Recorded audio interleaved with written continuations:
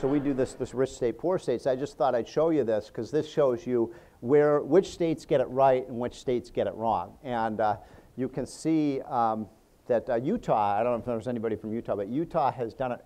I mean, we've done this 8 years in a row, and Utah has been #1. So you've got to be doing something right in Utah. And then you can see some of the other, southern states and so on. Indiana, by the way, is another interesting example.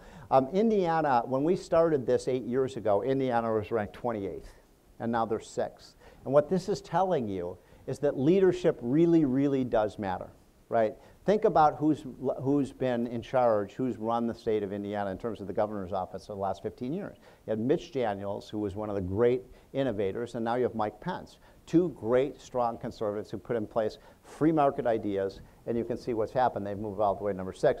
And then, God, look at the states that are just stuck there at the bottom.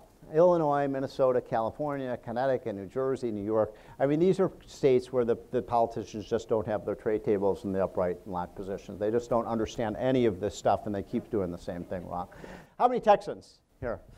You'll appreciate this is for you. So I don't know if you've seen this before, but the red line is total employment in the United States from 2007 to 2013.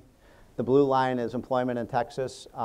The great state of Texas for 6 straight years created more jobs than the other 49 states combined. Wow. I mean, that's pretty amazing. Rick Perry had one hell of a story to tell if he ever had the chance to tell it. Again, we want to make the country look more like them. I'll just kind of end with this. This is just the stock market, okay? And this is just the S&P 500. The blue line is the S&P 500, just a standard stock market chart. The green line is the S&P 500 adjusted for inflation. Because when you make any kind of investment, you're interested in your after inflation, not your before inflation rate of return. And what's interesting about this chart is just to look at the big pivots throughout the last 50 or 60 years. So this is pretty amazing here, this first pivot. If you look at the period from 1969 to 1982, that was the worst period for the U.S. economy since the Great Depression. That was the 1970s, during what I call the period of the Three Stooges of the American presidency, Nixon, Ford, and Carter. It just didn't get a lot worse than that. Almost everything those presidents did on the economy was wrong-headed, and you had massive inflation and massive unemployment and a huge, huge sell-off in the stock market. And to give you a sense, I'm just using the stock market here as a proxy for how the U.S. economy was doing. Over that period, stocks lost, adjusted for inflation, for 12 straight years, 65% of their value. Can we all acknowledge that's a pretty ferocious bear market when you lose 2/3 of your value in your equities? And then you can see the way I like to put this, I mean, this is such a great history lesson in one chart. The way I like to put this is that the clouds dispersed, the sun came out, and God gave America Ronald Reagan.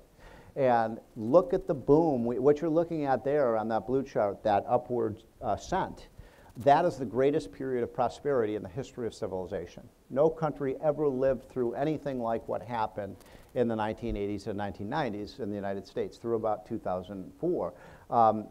A dollar put in the stock market in 1981 was worth about $20 by the end of this period. And it's not, I'm not making a partisan point here. The stock market grew like crazy under Reagan. It grew even faster under Bill Clinton, especially after Newt Gingrich became Speaker of the House.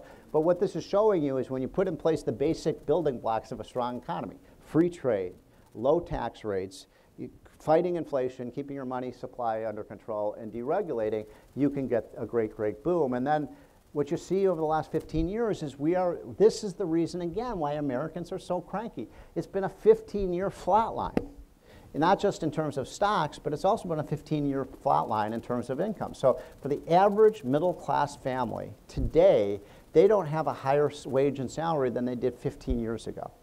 And that is, I would argue, the #1 political issue of these times. How do you get middle-class families rising again? And what I'm telling Mr. Trump is very simple. If we put in place, and I really believe this isn't just kind of spin. After 7.5 years of Obama, there is so much low-hanging fruit out there. There's so much easy things we can do to get the economy to grow. On the first day in office, just repeal all of Obama's executive orders, and you're going to help the economy. I really believe, I'm a real optimist, I think we're going to see an 80s, 90s boom if we can get Obama and Hillary out of office and elect somebody who's pro-business.